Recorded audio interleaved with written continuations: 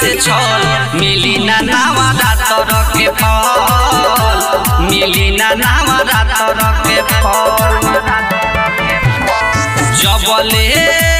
चढ़बू नहीं गंगा जी के जल मिली ना नवरात्र के फल मिली ना नवरात्र के फल भौजी करबू जे मैया से छल मिली ना नवरात्र के फल मिली ना नवरात्र के फल करबू जे मैया से छल मिली ना नवरात्र के मिली ना नवरात्र के फल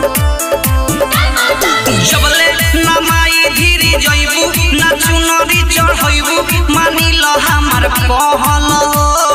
धर माई के अब ध्यान पुरिया मान नमी के तोहर सहल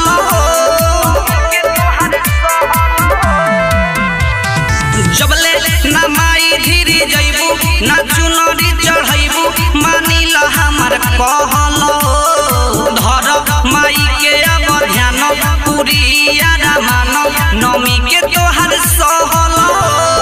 जबले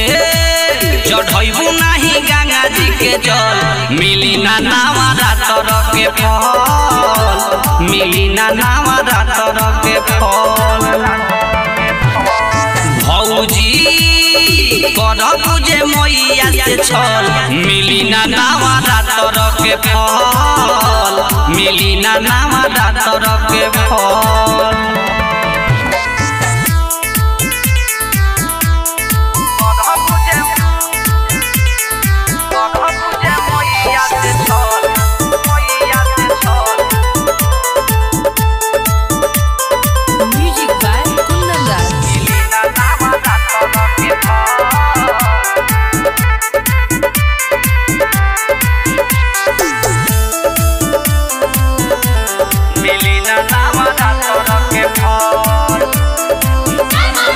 चलो ए भौजी सबेरी ना कर तू देरी मैया के सहन हो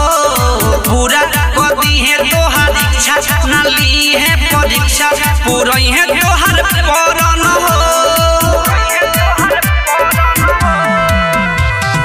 चलो ए भौजी सबेरी ना कर तू देरी मैया के सहन हो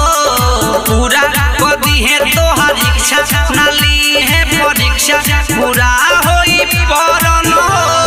सुभाष कहे मुनावा तू हमरा संगे चल मिली ना नवरात्र के फल मिली ना नवरात्र के फल भौजी करबू जे मैया से छल मिली ना नवरात्र के फल मिली ना नवरात्र के फल जबले चढ़बू नहीं गंगा जी के जल